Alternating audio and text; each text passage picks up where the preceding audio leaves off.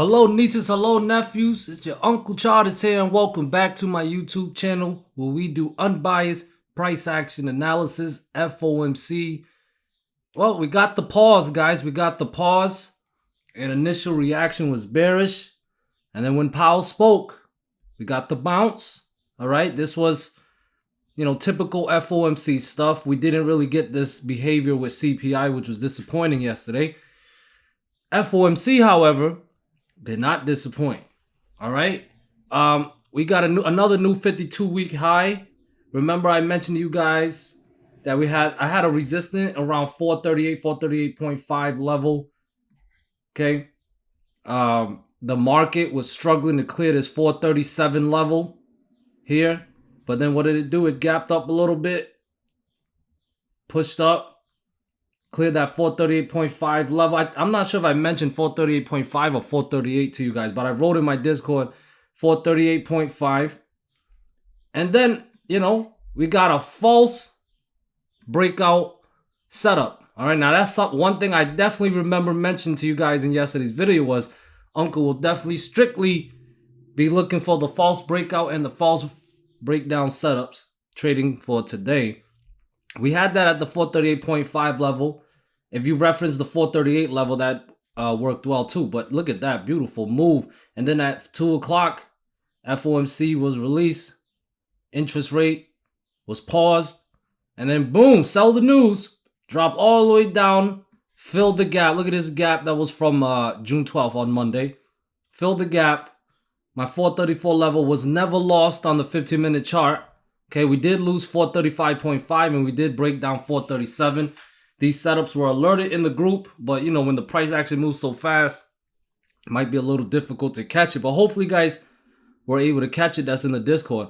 However, once we lost 435.5, we started bouncing a little bit. Powell spoke at 2:30. Then we got the bounce, recaptured 435.5. False breakdown setup. All right, false breakdown setup. We got the bounce up to 438-ish.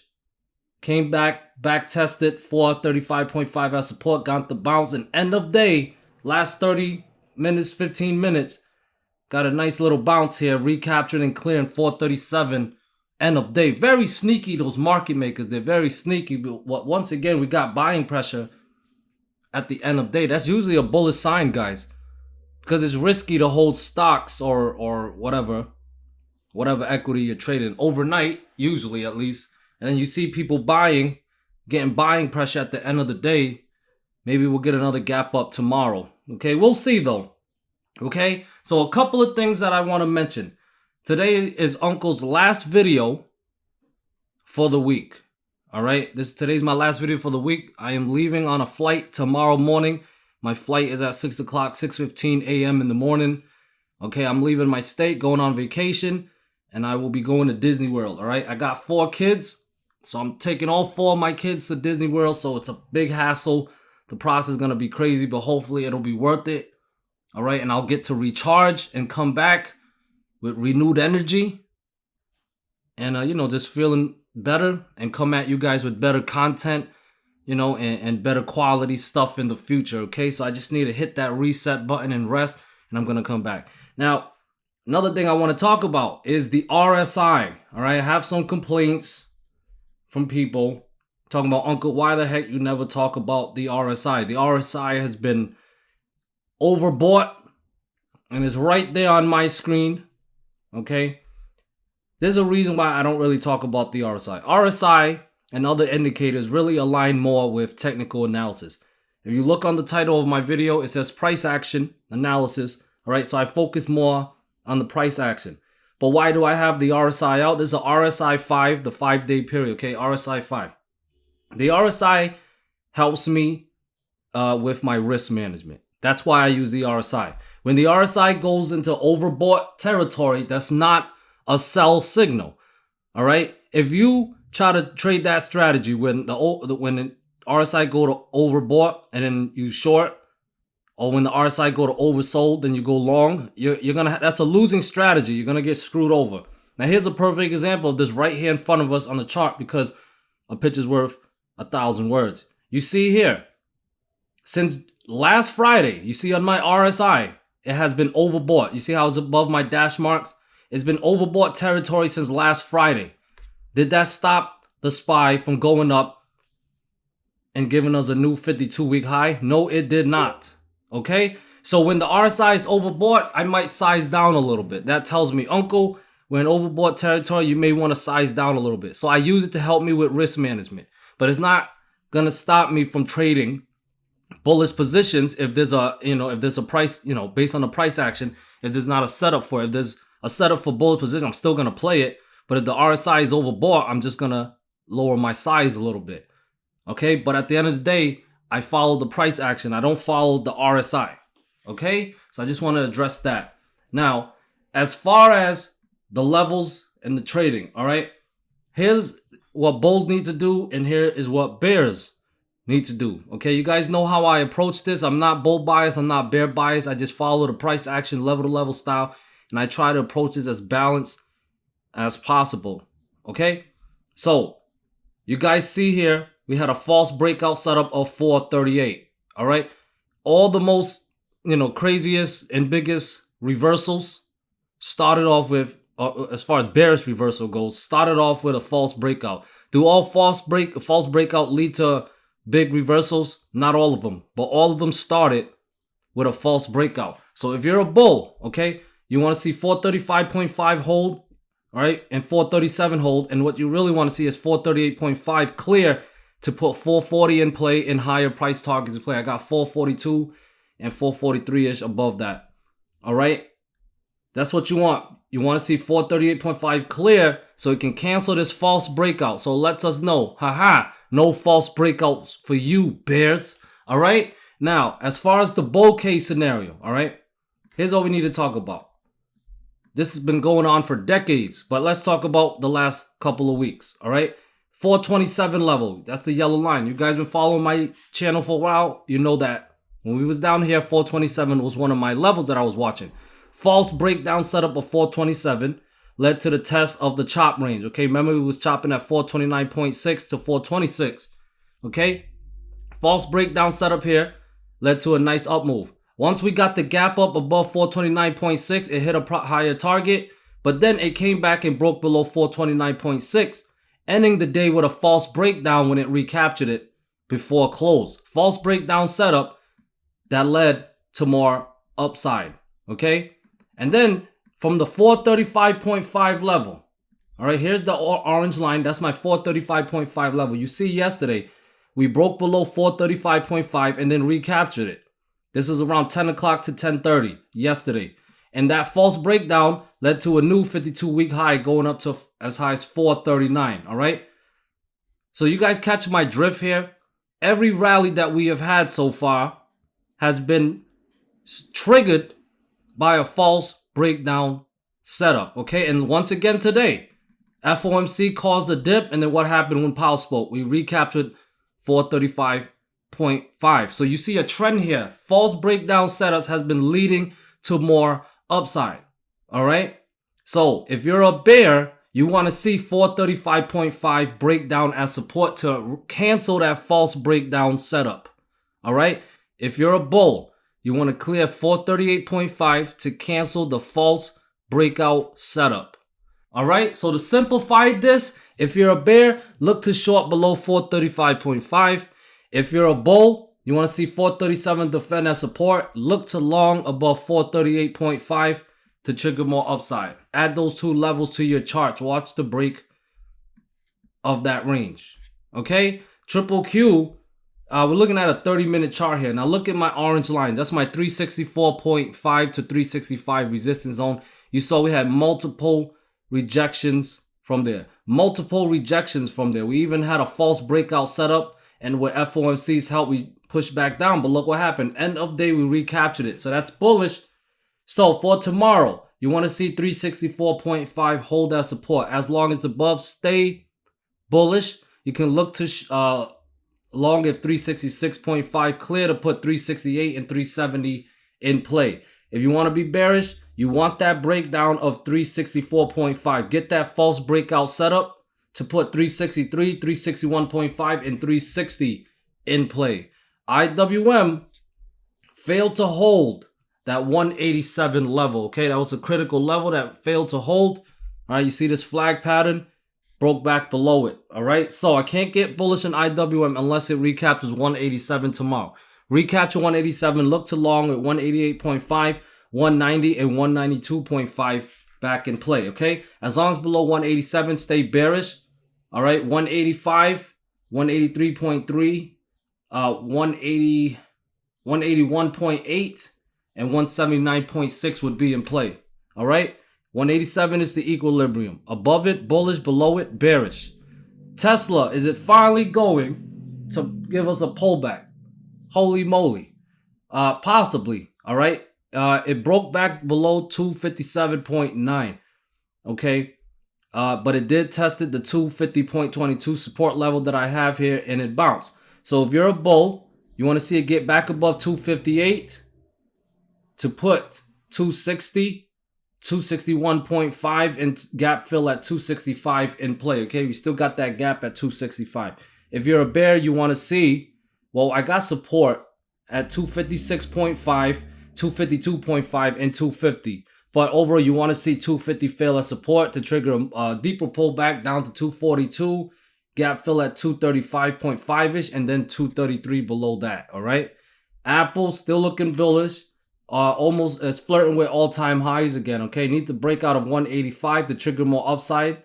I got 183.3 based on Fibonacci extension levels, guys. But at the same time, guys, we're flirting with all-time highs, so we'll need the price action to give us some new levels to work with here. So we'll just have to be patient. But overall, above 185 new all-time highs are in play, guys. So be bearish. Support must fail starting at 182. And the 2023 uptrend line is at 178.6 now. Below 178.6 is when the bears take over for tomorrow. All right. Here is NVDA. What an amazing trade for the NVDA. I gotta share the NVDA just paid for Uncle's vacation. It was amazing. Here it is. I wrote short if 49.5 fails support with 46.6 and lower price targets in play. Long above 49.5 with 412, 415, and 419-ish in play. Holy moly. Holy. What? This is just a blessing. All right. It opened at 408. It cleared 49.5, smashed through my 412 target. You know, end of the day, it went as high as 432. It went parabolic. Holy moly. This paid for my family's vacation. Thank you, NVDA. And whoever traded NVDA in Uncle's Discord, shout out to you guys. Because this is just incredible. Dreams come true type of stuff. All right. Overall, we got to come up with some fib level. Let me see. Here we go. Oh, here we go. What's the high of this one? 419.38. Got to get the pivots correct. Okay, so I'm trying to find higher resistant levels using Fibonacci extension, using this pivot high down to this pivot low right here, down at June 7 low.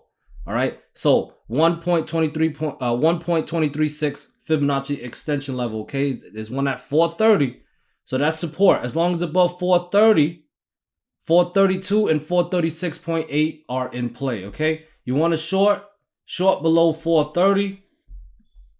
I'll take a look at some pivot highs and pivot lows here. Short below 430 with 427 in play, 424.5, 422.6, and then 419.5.3-ish below that. Okay, so short below 430, as long as above 430, stay bullish. Play it level to level, guys. If you guys are not good with risk management, I don't recommend trading this. But if you are, trade the heck out of this stock because it's amazing.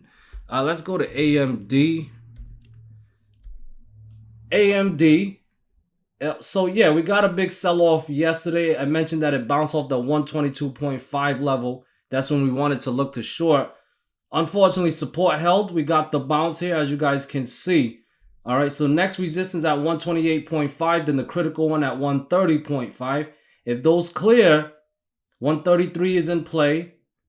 133 is in play with I'm gonna have to go to the left for this. 133 and above that would be